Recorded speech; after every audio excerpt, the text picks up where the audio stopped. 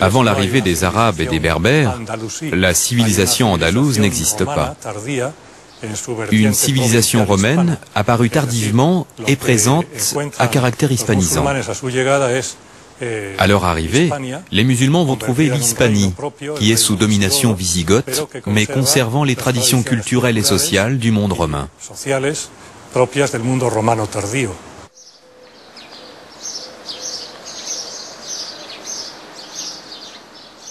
C'est en 710 qu'un comte chrétien, Julien, se rend auprès du gouverneur musulman de l'Afrique du Nord, Moussa ibn Nusayr, pour faire miroiter à ses yeux toutes les richesses de l'Espagne. Il insiste sur la facilité avec laquelle Moussa pourrait les conquérir, du fait de l'irrémédiable décomposition politique du pays. Tenté mais hésitant devant les risques, le gouverneur consulta d'abord Damas, où le calife omeyyade finit par autoriser une simple expédition de reconnaissance, avec cette recommandation: gardez-vous bien d'exposer les musulmans au danger d'une mer démontée.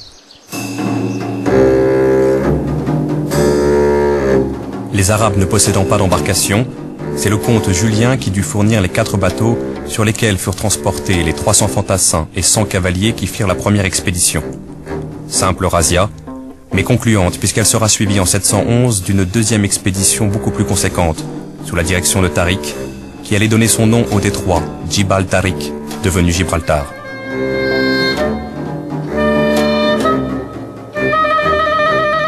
Étrange spectacle que celui de cette armée de 7000 hommes, essentiellement berbères, commandée par un chef musulman avec pour conseiller un officier catholique, où les guerriers visigoths se mêlaient aux combattants du Rif. Les succès de cette armée furent si rapides que le gouverneur Moussa décida en 712 de passer à son tour le détroit, à la tête d'une armée cette fois surtout composée d'Arabes. Il devait ensuite faire sa jonction avec les soldats de Tariq, à la hauteur de Tolède. Bientôt maître de la plus grande partie de l'Espagne, Moussa se montra d'une grande magnanimité envers ce pays, dont la conquête avait été si facile. Il le récompensa en instaurant un régime des plus tolérants. On raconte même qu'il reprocha amèrement à Tariq d'avoir inutilement versé le sang de quelques chrétiens, lors de la seule vraie bataille qu'il avait eu à livrer jusqu'à Tolède.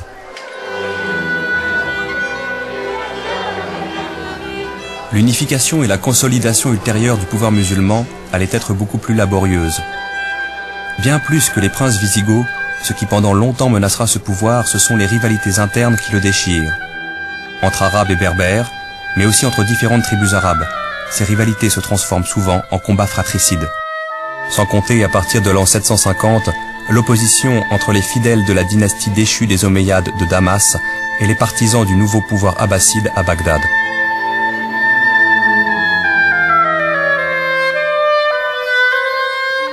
L'Andalousie sera justement le terrain de la revanche des Omeyyades sur les Abbassides.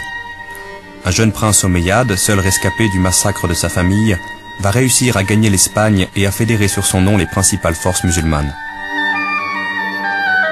Un émirat omeyyade est créé, avec Cordoue pour capitale, qui parviendra peu à peu à stabiliser ses bases politiques et à établir en Espagne une suprématie musulmane incontestée. Au début du Xe siècle, Abdelrahman III fera de Cordoue la capitale d'un califat rival de Bagdad.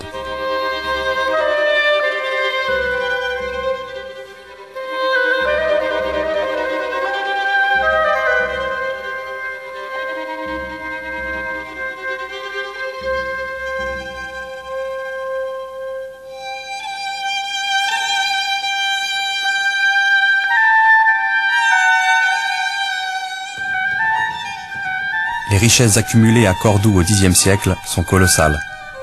À titre d'exemple, ce cadeau qu'un noble qui vient d'être nommé vizir envoie au calife pour le remercier. 500 000 pièces d'or frappées, 400 livres d'or brut, 200 sacs de lingots d'argent, 30 pièces de soie brodées, 10 pelisses dont 7 en peau de renard blanc du Jourdain, 100 peaux de zibeline, 6 tentes d'apparat, 48 manteaux tissés de soie et de fil d'or, 100 armures de parade, 1 millier de boucliers, 100 000 flèches, 100 chevaux, 60 esclaves dont 40 hommes et 20 femmes. De cette période faste date l'essor d'une civilisation musulmane proprement andalouse, à laquelle contribuent aussi bien des musulmans que des chrétiens et des juifs. Lorsque l'on visite Tolède, on découvre une ville où cohabitent trois cultures différentes. La culture musulmane tient une place prépondérante dans l'histoire de la ville.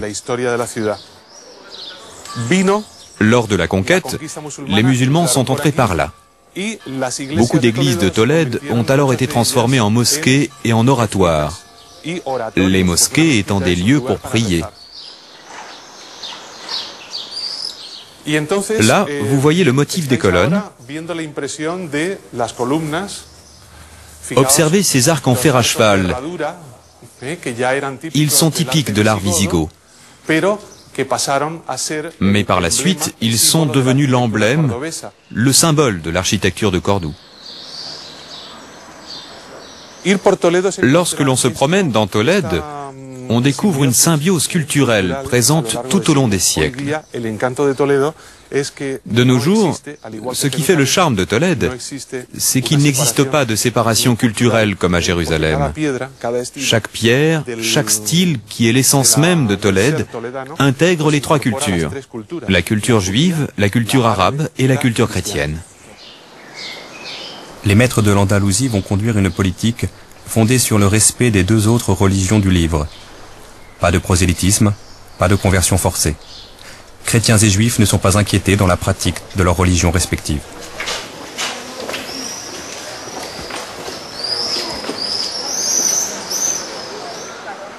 Même lorsque l'on assiste à des conversions massives de chrétiens, désireux de bénéficier du statut fiscal préférentiel accordé aux musulmans, les communautés restées chrétiennes continuent de prospérer à l'abri des persécutions. Elles gardent leurs églises, leurs couvents, des chefs chrétiens responsables, des percepteurs spéciaux. Elles ont même des magistrats appliquant sous le contrôle de l'administration musulmane le code gothique du Liber Judicum.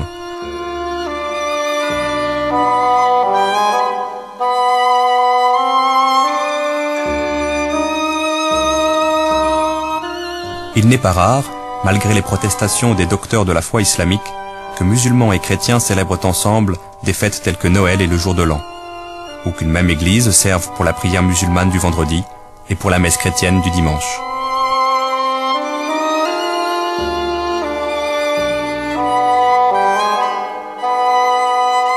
Juifs et chrétiens vont occuper des postes parfois importants dans l'administration musulmane, certains d'entre eux devenant des familiers ou des conseillers des califes et des princes. Lorsqu'à certains moments des fanatiques catholiques provoquent délibérément le pouvoir, en proférant des insultes publiques contre l'islam, ils sont condamnés à mort, mais généralement désavoués par leurs propres coreligionnaires. Quant aux juifs, ils maintiennent une loyauté totale à l'égard de l'administration califale.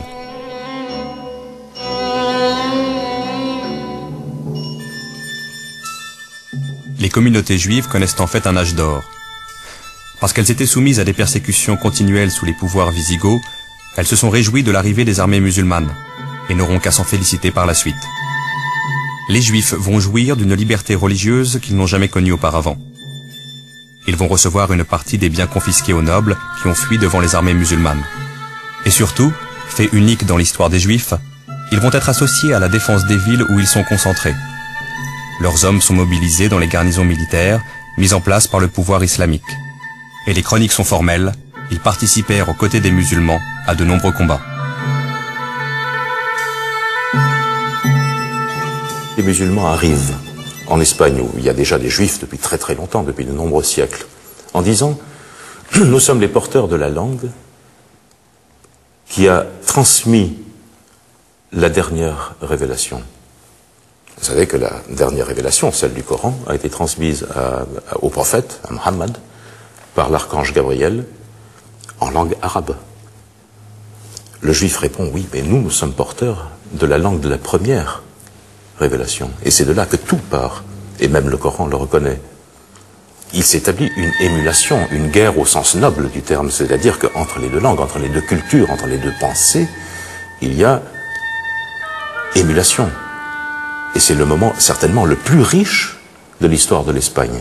Il est dit dans le Coran que les gens du livre seront sauvés. Ce qui est assez unique, parce que les autres grandes religions monothéistes ne reconnaissent pas comme gens du livre des gens qui ne sont pas de la religion propre. Donc c'est déjà un élément de tolérance.